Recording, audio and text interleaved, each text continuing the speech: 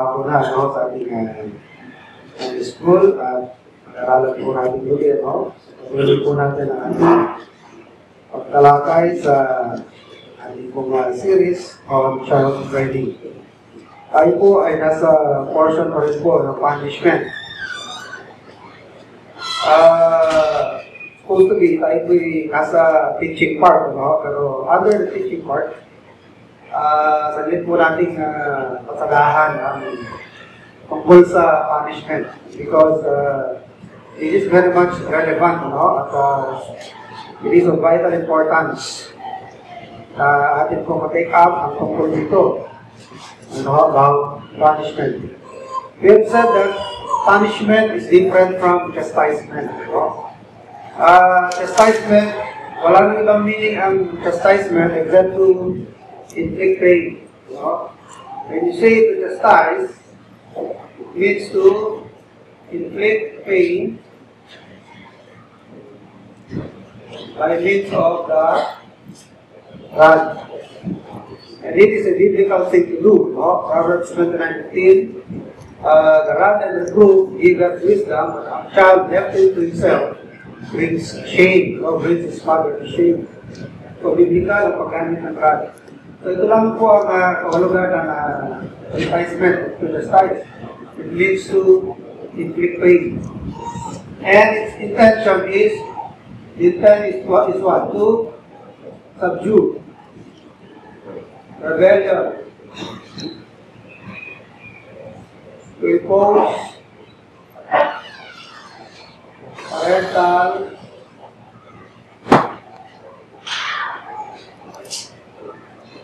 authority.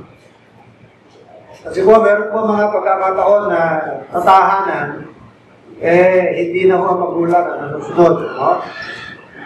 Ang nasusunod yung bata, maliit na bata, that little tyrant. It starts throwing tantrums, pagka nagsisigaw na yung bata, nag-iiyaw na, lahat na.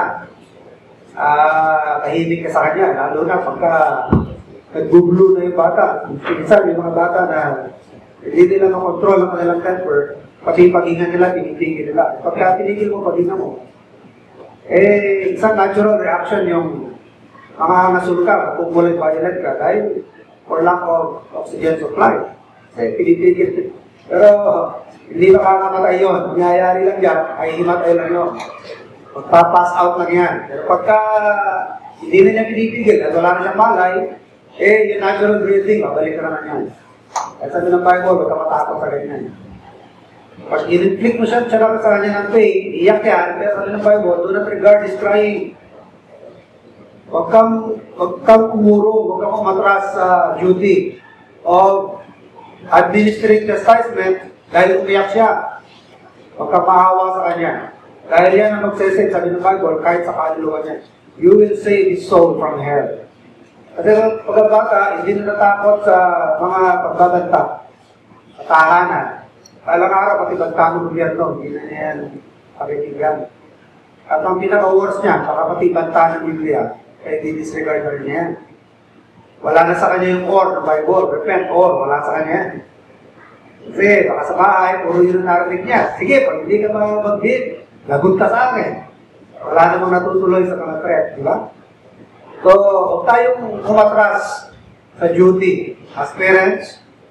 At kapag ka dumating sa point na kapag nawawala na tayo sa control, at yung bata po ang nasusunod sa tahanan, the best way to recover that is chastisement. Pwede mabawi uli ang posisyon bilang magulang. Pwede uling mabawi ang posisyon bilang nasa authority sa tahanan. At ang paraan para ma-recover yan is chastisement. So, napaka-importante niyan. It is a difficult thing. Ano naman po itong punishment? So, pinag-aaralan po natin is punishment. At dito sa punishment, the purpose is not to impose authority. The purpose is not to subdue rebellion. The simple purpose of punishment is to give the exact amount of penalty or a specific wrong. So, sa isang maling ginawa, meron pong katumbas yan. At ang Biblia, yan ang naglahad sa atin ng ganyang principle, no? An eye for an eye, diba? So, it must be the exact equivalent. So, ang Diyos ko lamang ang pinakamarunong sa lahat kung kailan nangyayari yung hindi niya ibibigay yung eksakto. Dahil sa maraming pagkakataon, sabi ng Bible, He did not deal with us after our sins, nor rewarded us according to our iniquity. Pero bilang Diyos, alam ng Diyos yun o paano gawin yan Pero tayo bilang tao, hindi ko tama na hindi commensurate yung penalty. Kapag kulang yung penalty na binibigay mo sa severity ng wrong na ginawa, hindi rin maganda yun. Kailangan eksakto ang penalty. Kailangan parating equivalent yan. So sa Diyos lamang nangyayari, dahil siya matalinong Diyos, sa Kanya lamang nangyayari yung He hath not dealt with us after our sins, nor rewarded us according to our iniquity. Ngayon, sa mga tahanan na natin, hindi mga pagkakataon na ang anak mo, hindi naman naturally na suwayin na sa'yo, na-discipline na siya, no? Train na.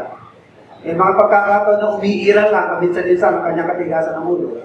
Kaya minsan hindi tayo grabe na kung mag-punish sa anak natin. But, hindi rin maganda na parating ganun. Na masasanay siya na parati tayo merciful. Mababiolate mo natin yung principle of punishment. Okay? So, paminsan-minsan, magiging lenient tayo, pero maganda mga kapatid na as much as possible, magiging consistent po tayo. At dito sa punishment, it is a highly objective matter. Objective ito. Hindi na pinag-uusapan dyan ng emosyon. Walang emosyon na involved yan. It is simply giving the exact payment. It is also a means of what? It is also a means of restitution. Sampalan din po yan ang pag-restore.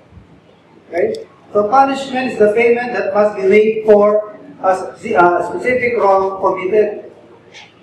A penalty for a specific wrong committed. Kunyari, kasira siya ng laruan ng bata, ibang bata. So, anong punishment doon?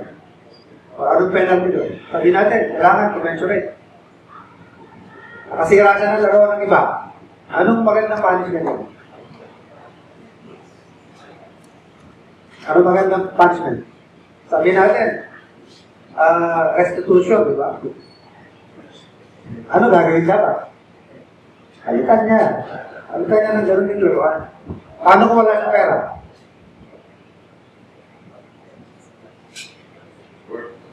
Pagtrabuhan niya. Diba? Bigyan niya ng trabaho sa bahay na pwede siya bigyan ng upa. And then, pagka nakalimot siya, bayaran niya yun. Maganda po sa bata na ma-instill yung respect for property. At the very young age, ma-instill sa kanya na magrespeto ka ng property. Property mo o kahit hindi mo property, you have to respect property. And any damage you create on property, kailangan ibalik yan. I-restore yan. Paano ang bata? Wala pa sa edad, wala pa sa katatayuan para gawin yun. Dahil napakabata pa niya. At nakasira siya ng laro ng iba. Sino mag-shoulder? Kasi justice to this is a means for administering justice. Paano gagawin yan? Sino magbabayad? Kasi merong damage na nagawa. The question is, who will pay for the damage? Who has to pay? Masyadong maliit pa. Let's say, 2-year-old yung bata. Wala kang pera yan. Paano niya ma-restore yan? Sino mag-shoulder niya? Parents. Pero kailangan, ma-restore yan, may balik yan.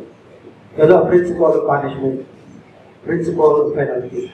When a child is too young to be held accountable, the parents should shoulder the damage done. Pero yung bata, kailangan matutunan na niya yung participation. Kunyari, nakatapon siya ng gatas kahit hindi niya sinasadya.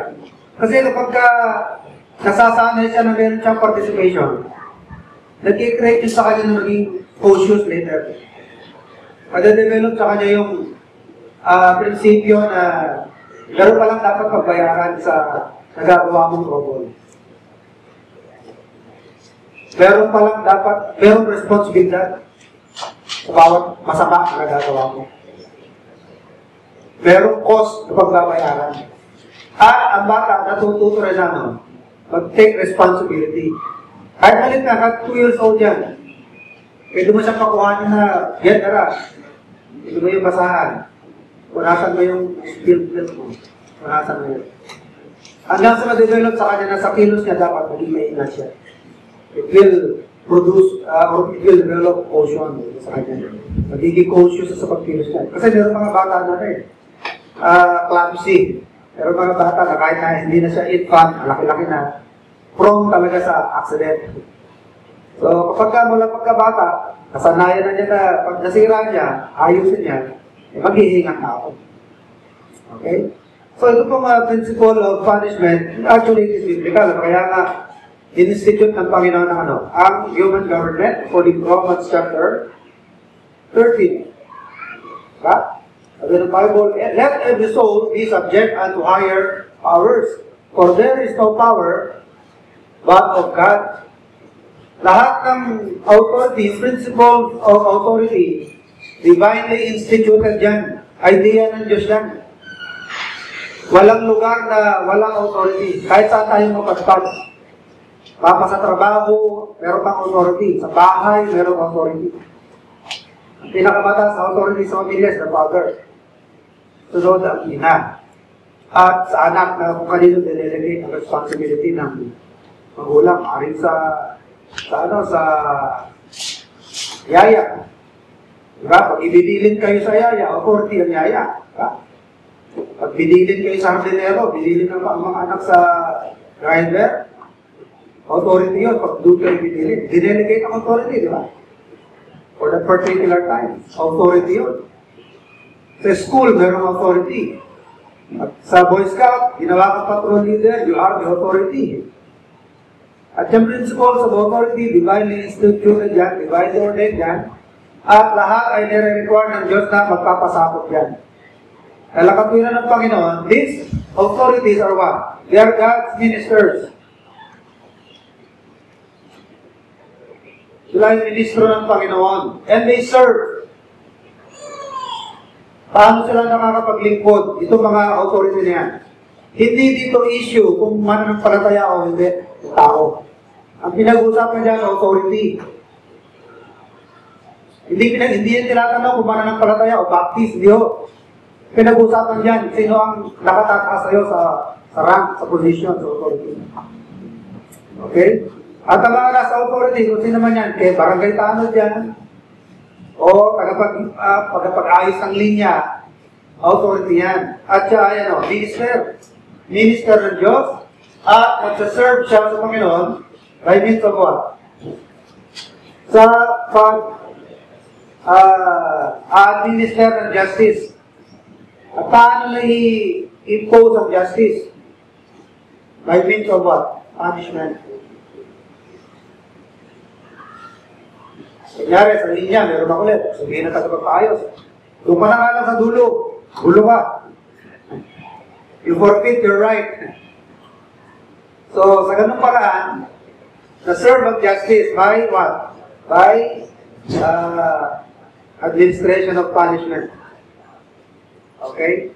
Dahil ang Diyos is a righteous God. Tandaan po natin, mga kapatid, justice and righteousness come from the same Greek word. Okay? They are two sides of the same coin. Whatever is just is right. And whatever right is just. So, pareho lamang yan. Ano bang bagay na tama, makatwiran yan. At bawat makatwirang bagay, matuwid yan. So, pareho lamang yan. So, para mawala yung gap, yung nawawala sa righteousness, kailangan ma-impose ang punishment para bumalik na naman sa justice. At kapag na-meet yung justice, aabot na naman ang standard ng Panginoon. Ang unin po ang ideya. Ang Diyos po ang pamantayan kung anong matuwid. Okay? Kapag nababiolate natin ang kapiran, kailangan maabot yan. Kailangan maabot. At paano maabot yan? Apply mo ng justice. Ano yung sabihin ng justice? Kung ano yung katapat niya, kung ano yung kakulangan, kailangan maabot yun. For example, ito yung inaabot natin na height. So, ito lang ang naabot. So, yung kakulangan, ito yung graph.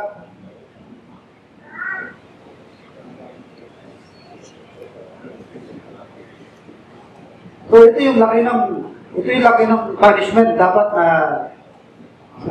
paabot o may ibigay para paabot na naman yung righteousness. Ako po ninyo? Kapag maliit lang ang nabot, malaki ang punishment, correct? Pero kung medyo mataas-taas ang naabot, pero kapos pa rin, maliit lang ang penalty. Ako po ninyo? Pero pag bibigay penalty, parang eksakto na naman, righteous na naman. Diba? Kanyari, nakadisgrasya yung ayot mo, nakadisgrasya yung halaman. O yung kalabaw mo, nanuwag, namatay yung kalabaw ng kapitbahay mo. So, yun ang violation. So, as far as righteous relationship is concerned, meron na damage. So, paano marerestore yan? Diba? Bayaran mo yung kalabaw na namatay. Pag nabayaran mo yun, that is only just. At pagka nangyari yan, hindi yung principle of righteousness, na-meet na naman yan. Diba? Ngayon, balik tayo dun sa puntahan naman natin yung Romans 3:23. For all have sinned and come short of the glory of God. Ito yung standard of holiness ng Panginoon. Walang nakaabot yan. Kailangan masunod yung righteousness ng Panginoon para maging makatwirang Diyos siya. Diba? So, paano mangyayari yan? I-sermon justice, paano paraan? Kailangan may mapanish, diba? Kaya nga meron impyerno. Correct? At habang pinapanish ang tao sa impyerno, doon na bubulpil lang lahat ng katwiran. Okay? As a sermon justice, kaya ang limit na naman ang righteousness ng Panginoon. Dahil pag hindi bibigay ng Panginoon yan, He will cease to be a righteous God. Kapag hindi niya parusahan na nagkasala, hindi na siya isa magiging matuwid na Diyos. Ngayon, sa kaso natin, ng mga mananampalataya, diba, hindi na tayo magdudusa sa impyerno? Marami rin tayong kasalanan. Paano nangyari? Nabagaman, yung kasalanan natin, hindi rin natin pagdudusahan. Pero sa langit pa rin tayo pumunta. Paano na nangyari sa mga kasalanan natin? Ang sagot doon, pinagbayaran ng Panginoon. Okay? Kaya yung justice, na-serve pa rin sa atin. Kaso lang, hindi na sa atin, sa Panginoon na i-execute yung punishment. Yung justice. Kaya, na-serve pa rin yan. Kaya makatwirang bagay pa rin yan. Ang dalhin tayo ng Diyos sa langit ay isang makatwirang bagay pa rin. Dahil, lahat ng kasalanan natin, napagbayaran na eh. At sa mga tao na hindi pinagbayaran ng Panginoon ng kasalanan, sila rin na magbabayad mo, di ba? Sila magbabayad saan? Doon sa impyerno. Okay? Hindi ho pwedeng palampasin ng Diyos ang mali. Hindi niya pwedeng palampasin ang kasalanan. Ever. Because He is a righteous God. Kapag ginawa na yun, He will stop or He will cease to be a righteous God. So sa kaso natin, hindi na magdudusa para dyan. Si Christ, being our substitute, became our replacement. He suffered for our sins. The just for the unjust, that He might bring us to God. Being put to death in the flesh, but quickened by the Spirit. Nasabi sa atin sa Bible. So, the principle of punishment is of God. And God intends for wrong to be paid for by an equal penalty. Tignan natin sa Leviticus 24. Uli natin buksan yan. Actually, I already read that to you last Sunday. Uli po natin Leviticus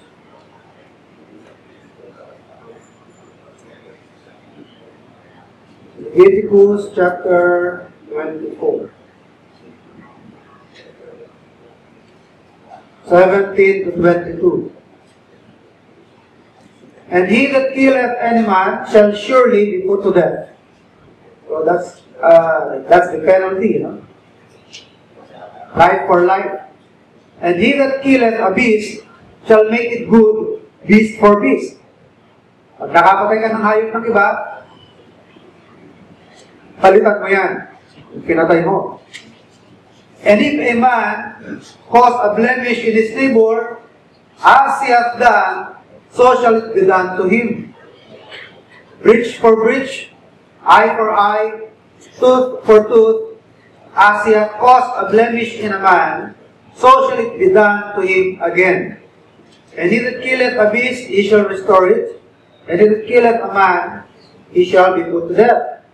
Ye shall have one manner of law, as well as for the stranger, as one of your own country. For I am the Lord your God.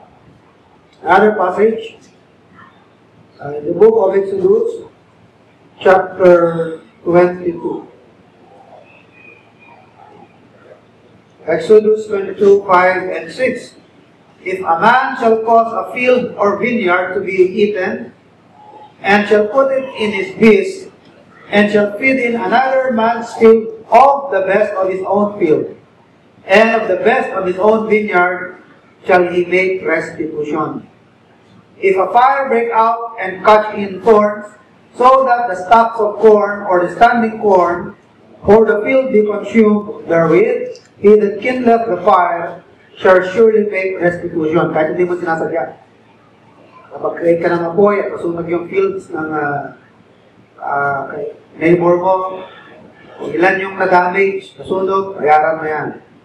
If a man shall deliver unto his neighbor money, verse 12, natin ang verse 12. And if it be stolen from him, he shall make restitution unto the owner thereof.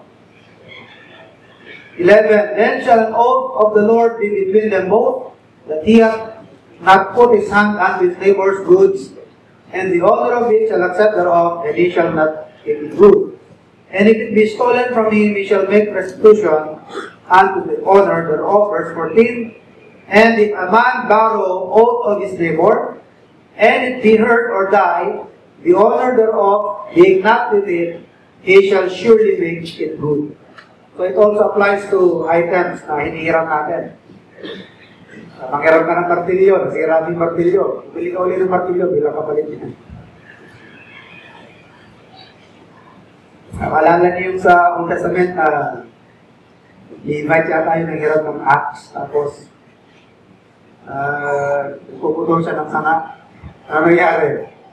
Nahulog yung dulo, yung dulo ng axe, natanggal sa handle, nahulog sa ilog. Sabi niya, naku, pakain na, naku po. Napakamahal ng bakal ng araw. Napakamahal makagawa ng ganong mga item. Ngayon, sa halaga 200, makakabili ka na ng kapalit niya. Nung araw, at may pagpalit ka, sino magagawin mo niyan? There was a time na walang mga panday ng araw sa Israel. Sa Philistines pa sila dumadayo para panday. Kaya sabi nung nanghiram, pumunta siya sa man of God. Ay, doon lang it's Elijah or Elisha. Sabi niya, my Lord, alas, hiram lang yun. Ano gagawin ko? Sabi niya, saan banda? Kaya, punta natin, saan banda? Hindi, tinuro niya ako saan banda. Parang inagisan niya ito ng sanga. Maya lumutang. Nabasa niya ba sa? Ha? Si Shamgar, lumutang yung axe head. Lumutang. Yung axe. Kailangan niya ibalik yun eh. So, yung principle of restitution, biblical yan. Anong na-damage mo, nawala mo, restore mo yan. So, punishment is good actually. It teaches us accountability and being responsible. Take to responsibility tayo sa mga actions natin. Saka alam niyo ba ang pinakamagandang sagot? Paraan para ang anak natin maging maingat sa mga kilos nila. Kasi may mga tag na kahit anong galit ang gawin mo, meron talagang bata na reckless. walang kaingat-ingat pagkikilos, prone sa aksidente, tapos kahit anong pagsasaway mo sa kanya, kahit sabihan mo ng sabihan, talagang wala siyang ingat. Alam niyo po ang pinakamagandang ano dyan? Gamot? O pang-counter dyan? Lahat ng nadadamit niya, pabayarin niya. Yan ang pinakamabisang paraan. Pero yung sigawan mo lang, pagalitan mo lang, i-reprimand mo lang, wala yan. Pero kapag ka nanggagaling sa kanya, pinaghihirapan niya, nag-iisip-isip yan. Ano mo na, mag-iingat ka ako nahihirapan. Ngayon, wala siyang pera, ang gagawin niya. Bigyan niyo siya ng mga trabaho, nauupahan niyo siya. Kailangan pag sumikapan niya yan, paghirapan niya. Yung mga trabaho ng mga dati niya hindi ginagawa, matrabaho sa kanya, and then upahan niya. And out from the money na naipon niya, bayaran niya yung madamage niya. Yan ang pinakamagandang paraan. Alam niyo sa mga top traffic violators, gawin ang magandang gamot sa atin, matitigas sa ulo natin. Masakit sa bulsa yung mawawala ka ng 500 dahil lamang sa hindi ka nag-strap ng ng sick yan, kaya bahala, di ba? Kaya kapag kinuha yung lisensya mo, talaga magtatanda ka na, nasaan tayo? Sa South Expressway na. Suot na, suot. Suot na ng seatbelt. Isa, matitigas ang ulo natin eh. Kahit alam natin ng batas, isa may katigasan tayo ng ulo. Pero pag nakatikim ka, nasako lang ka. Di ba? Yung abalang ninulot yan sa'yo. Tatanda ka na eh, di ba? Kung sa masakit sa bulsa, yung abala, pipila ka ng mahaba. Magseseminar ka na. Minsan, kahit hindi mo kasalanan, ikaw ka magseseminar. Brother Gilbert, pinag-seminar ko yan eh. Ako may violation, tsaka pinag-seminar ko eh. Ang kailangan ko, mag-seminar, ang haba ng seminar. Ako, Brad, pwede na ikaw na mag-seminar. Yun yung abalang idudulot niya. No? Kaya, magiging masunurin ko eh. So, biblical po yung principle of punishment. So, penalties for children. Let's talk about penalties for children. In relationship to property, and this is to instill respect for property. So, pagdating sa mga property, para ma-develop sa bata yung respeto sa property, children can be taught that if they intentionally or carelessly damage property, they will have to pay for it. If they mark, tear, scratch, break, or otherwise damage property, they should pay for the restoration to the extent that they are accountable. Hanggat kaya natin silang pananagutin, pananagutin natin. Maliban na lang sa mga sobrang liit na bata, no? Magulang na sa shoulder, no? Ngayon, sa property, ano mga kabilang dyan? Hindi lang yung property ng iba. Kahit yung mga laruan nila, included yan sa property na dapat iliikatan nila. Kapag ang bata, sinasadya niyang sirain ng laruan niya, anong magandang punishment yan? O penalty sa kanya. Huwag niyo nabigyan ng laruan. Huwag niyo nabilihan ng laruan niya. Hindi siya marunong maglaro eh. Hindi siya marunong gumamit ng laruan eh. Pero pa namang bata, ang tuwan-tuwa siya yung pagka-iwan-walay na yung kamay, pagkagala yung ulo, doon siya tuwan-tuwa. Ganun, ano?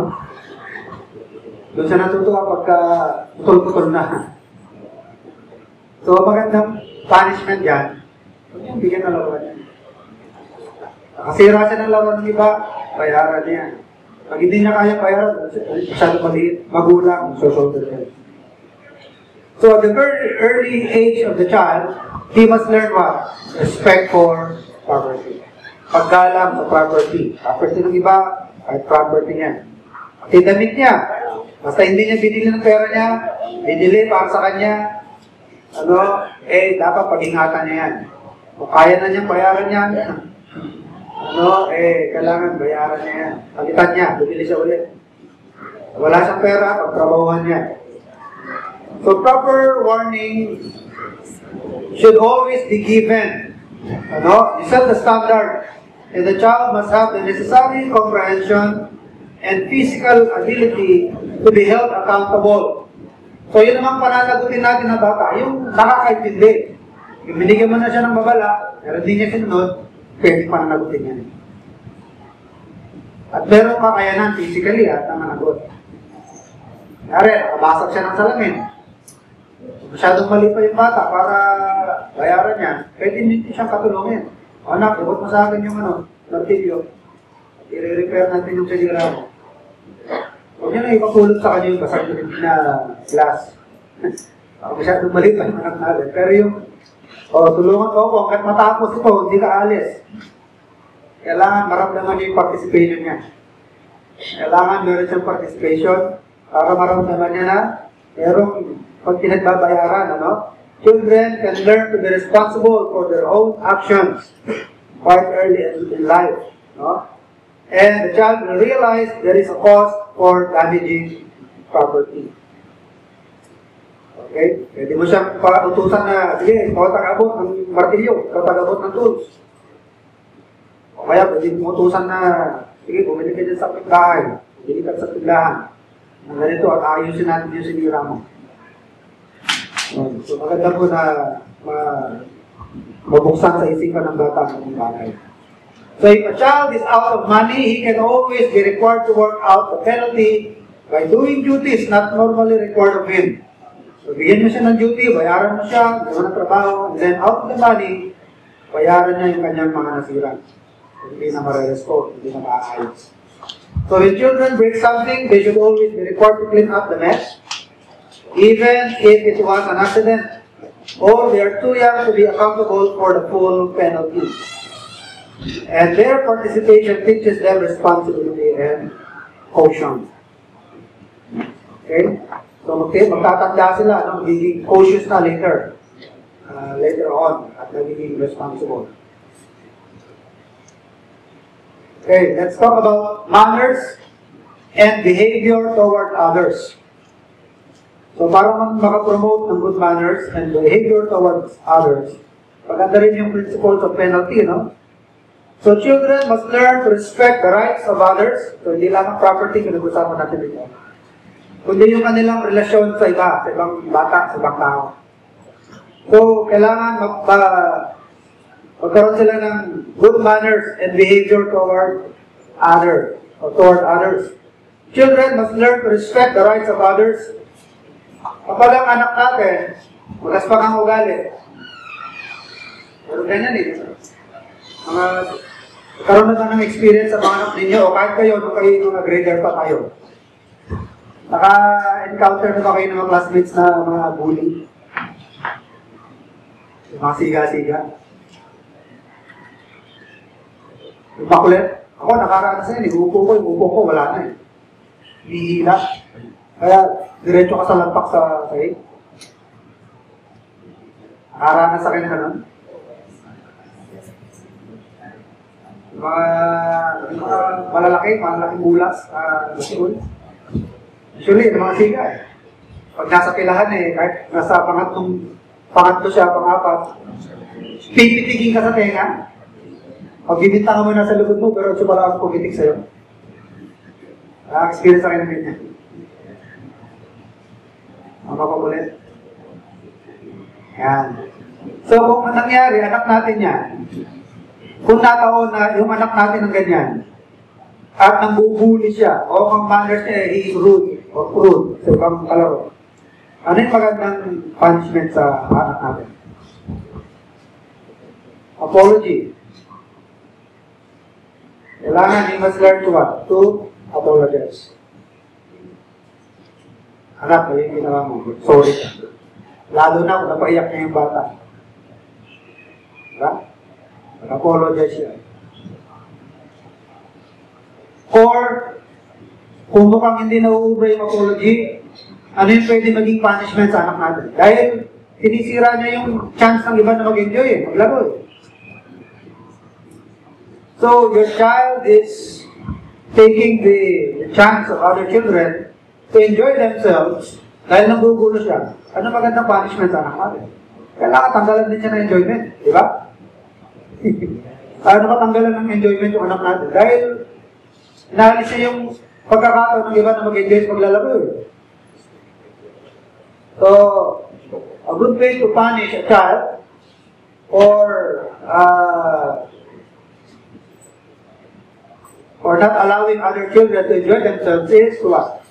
Isolate him. So, isolation. Di ba sa bilang buwan, ganyan? Pagka meron mga bilanggo na super suwayin ang ginagawa. Di ba? Tortolina. Sanling ko ka sa Tortolina, wala kang kausap, walang liwanag. Yung oras lang ng kain, dumadating ang plato mo. Wala kang kausap doon sa linggo. After 1 week, ganyan ka na, oh. Wala kang nakikita. Sakit sa mata, nalalabas ka na. Diba? Yun mo, puro na kayo mga suwail, kaya kayo mga nakabilanggo. Pero pasuwail ka pa pala. Kaya anong ginagawa? Ina-isolate. Dahil hindi ka po pwede ng peaceful living with other inmates. Kaya kailangan tanggalin ka rin ng peace. Kaya puro ka peaceful ka dyan, mag-isa. Hindi mo nayaan na magkaroon ng peaceful na pagbubuhay yung nasa loob, mga kasama mo. So sa anak natin na nakaka-disturb sa ibang bata, hindi maganda ang kanyang ugali, medyo bully-bully siya, rude ang kanyang manners, maganda ka na dyan, isolation. Isolate mo muna. Kaya muna, hindi mo inaya mag-enjoy ng bata eh. Kailangan, maranasan mo kung ano ibig sabihin ng ano. Hindi nag-enjoy. Kaya mag-isa ka ngayon, hindi ka pwedeng sumali sa kanila. Hindi ka pwedeng lumabas, lang ka lang. Kahit tawagin ka, huwag ka lalabas. Hindi ka namin papayagan lumabas. Isa ka lang. Okay? So, para matuto po siya na ano, maging karoon ng good manners sa kanyang mga kalaro. And increased penalty as may be needed. No? So if a child is a troublemaker, he needs to be separated from those he is bothering. And because he kept others from enjoying themselves, now only he is kept from enjoying himself. Now let's talk about physical harm to others. Kapag nanakit naman ang ating anak, ano po ang penalty? So ito, hindi na lang siya nanggugulo ha. Ito may involved na physical harm. So, kapag ka-injury na, kikreate siya ng injury sa iba, anong pinaka-magandang punishment yan? Tamang punishment. Chastisement. Ano yung chastisement? Rod. Pain by means of a rod. Kasi, nakasakit na siya ng kapwa. At ito, applicable din ito sa mga bata. Kung anak natin, siya yung mas nakakatanda. Tapos, ang ibang kalaro niya, mas maliliit. Inilalaro, sinasali niya ang mga ibang bata sa larong habanganit. He is putting in danger the safety of other little children. Ang kailangan niyan, chastisement din. Kasi kailangan ang anak natin matuto na maging responsible din sa safety ng kanyang mga kalaro. Kunyari, anak natin, kaya na niya maglaro ng mga posporo, ganyan, apo, kaya na niya maglaro ng kalam. Tapos, magtawag siya ng maliliit, sige, bahay-bahayan tayo, luto-lutuan. Nilalagay niya sa panganib yung buhay ng maliliit. Pag gano'n, chastisement agad yun, kailangan. Hindi lang basta reprimand yun. Kasi pwedeng sumabog ang LPG. Pag sumabog ang LPG, baka hindi lang bahay ang masunog. Pati sila masunog lahat. Kaya pagka gano'n, pagka danger in property, danger in life na involved, chastisement agad yun. Ang anak mo yung mas malaki, siya yung mas nakakaintindi. Hindi involved yung nakamaliliit na wala pang idea tungkol sa mga ganung bagay. So, chastisement agad ang kailangan ito. Maramdaman niya yung seriousness ng matter. Seriousness of the matter. Now, let's talk about self-control. So, in relationship to self-control, ito, applicable din to punishment, ano? Para bata, matutunan niya ang self-control. Children must learn to control themselves. So, sa mga bata na mahina ang kanilang control sa sarili, ano ang magandang punishment dyan? Denial.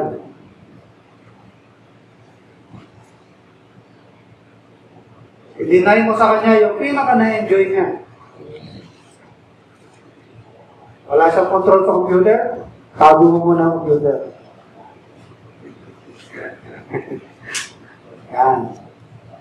Pag ang anak mo tamad sa trabaho, anong magandang punishment yan?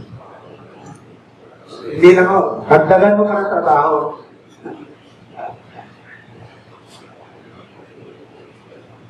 Doon sa mga sa mga pwede na magtrabaho. Pero sa mga anak ko natin, mga estudyante, yan.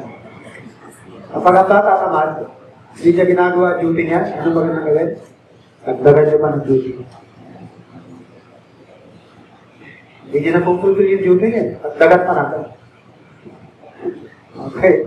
So para matutunan niya yan, no? Kontrolin niya yung kanyang sarili. And discipline himself. Children must learn to control themselves.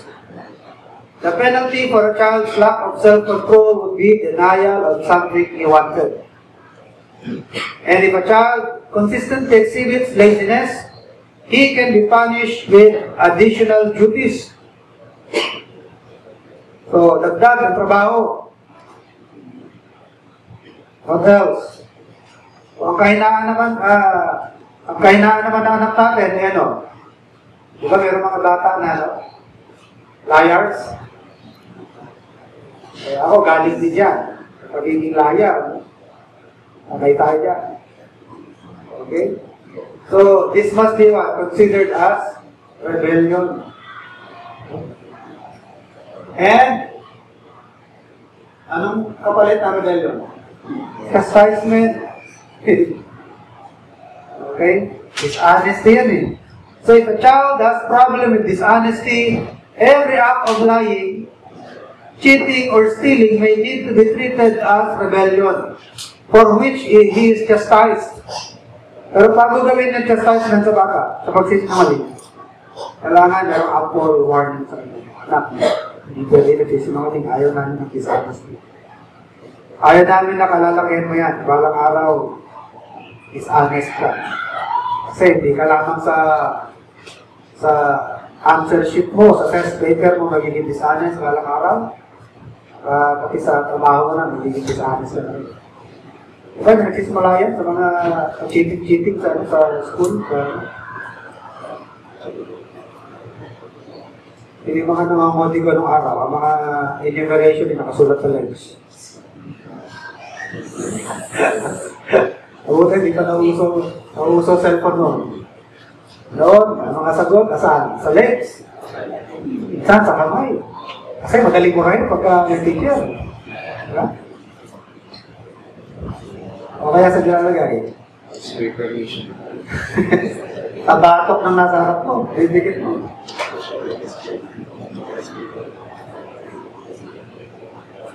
Ano ba mga cheating ng araw? Ano ang pinagtatatago yan? Chinelas? Sa armchair? Diba? Alright, mamay pa sa'yo? Pag binuksan, puno. Pag ganes din, sarado. Pag wala teacher, hindi. Hindi mo rin. The 7 continents. Ano na 7 continents? 5 oceans.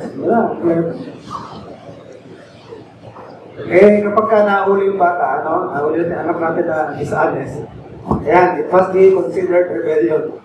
Chastisement po ang kapambas niya. Okay, so these principles should help you understand the setting of penalties for disobedience. So tayo mga magulang, dapat naintindihan natin yan. Na kapag ka nag-set tayo ng standard, kailangan meron na tayo nasa isipan natin kung ano yung penalty niyan. O anak, bawal magsinungaling sa bahay na ito Nagbawal ka nga, wala kang penalty. Anong say-say nun, di ba? Kailangan may penalty kapag ka nag-violate. Kailangan specific. At ang bata, alam na niya, kasunod yun, pagka violated siya. At ikaw naman, wala ka nang pagdadagdag kasi they-set mo na yung standard eh. So when you set the standard, ibigay din natin ang katapat na penalty. Parang sa gobyerno, driving without without license. May halaga, di ba? May halaga yan. Magkano yan? No, non-use of seatbelt. May katumbas agad, di ba? So, bawat violation, may katumbas na penalty. Ganun din sa bahay. Pag meron tayong violation sa tahanan, sa behavior, pagdating sa property, nakasira tayo ng property, ano katumbas niya? So, iset natin ang standard, at the same time, you also set the penalty. Kaya pag dumating, wala na maraming tanong-tanong, alam na agad ang gagawin. So, ang bata, hindi na siya nag-react, kasi alam na niya yan, informed na siya. Diba? So, i-execute na lamang. Ngayon, ang nagiging benefit niyan, ang anak natin natututo na take full responsibility sa kanyang action. Hindi siya yung kagaya ni Adam na pagkakamali niya, tinuturo iba. Sinisipan niya ang Diyos eh. Kasi yung babae, binigay niyo sa akin, sinisipan niya ang Diyos. Hindi lang si Ibo sinising eh. Pati ang Diyos sinising eh. Dahil po sa babae, binigay niyo sa akin, binalik pa niya yung blame sa Panginoon. Iba usually yun ang reaction sa pagka nahuli, passing the buck. Hahanap ng masing-isip. Kaya pag merong kasalanan ng ating anak, parati nating establish yung guilt. Kaya pag may ginawang mali, hindi tinatanong yung bakit. Bakit mo ginawa yun? Hindi yun ang tanong. Pag merong kasalanan ng bata, ano yung tinatanong? Ano yung tinatanong? What? Di ba? Ano? Kasi pag tinanong mo yung ano, automatic yan, in-establish mo yung guilt. Pag tinanong mo yung bakit, wala eh. Binibigyan mo siya ng pagkakataong humanap ng masisisi. Binibigyan mo siya ng pagkakataon na mawala, hindi man mawala, may makabahagi siya. Meron makasya sa guilty. Kailangan ma-establish na siya guilty. Ano yung ginawa mo? Ang bato po, nung dahil ng bato ka, ano gagawin sa'yo? Diba? Nakasira po ako ng salamin. Ano gagawin natin ngayon? So, parating i-establish yung guilt. Okay? So, you set the standard, and then you set also the punishment or the penalty that is required. At yan, mga kapatid, biblical yan. Sabi ng Bible, ang mga gumagawa niyan, they serve God. They are ministers of God in the administration of justice. And wala nang ibang merong pinakamalandang mahawak sa karapatan na yan, kundi ang mga magulang. Pagdating sa pamilya. We are authorized to do that to our children. So, mag-set tayo ng mga standards sa bahay natin. Set natin yung mga rules, and then a penalty for violation of those rules. Sa ganung paraan, patututo yung mga anak natin na maging responsable sa kanilang mga ginagawa. At maging maingat. They will learn to take full responsibility for their actions and to be careful and cautious in kanilang mga ginagawa. Okay, tayo dito kayo. Bukas tayo sa ating mga. Kakilangan ng Diyos ang kahabal ng Ama. Salamat po Ama sa mga pahayag naman ng mga katotohanan, ng mga prinsipyo ay kaugnayan sa tamang pagpapalaki sa mga bata. Awan naman sa aming mga naging kakulangan. Sana po mapatuloy na kami bigyan ng talino, karunungan, kung paano ito gawin sa aming mga pamilya, sa aming mga sarili. Ang alangin namin naman na kayo po patuloy na magpala sa aming mga buhay sa pamilya ng bawat isa. Hindi mas magpapatuloy na aming gawain, kayo po patuloy na muna. Kayo po mahayag sa aming kalagitnaan, patuloy na kami matibay ng mga pananampalataya, magtuwid sa aming mga pamumuhay, sa aming mga lakad, sa sanlibutan ito, sa mga nagitan dito sa salita. Higit sa lahat naman na may nagitan ito na ang salita makakaingan sa bagay ito ay magbukas sa isipan ng narito naman na wala kang karanasan ng kaligtasan. At kaya ang dalangin na ba, nabilin sa kanilang pangalan na aming Panginoon Jesus. At ay makukunan.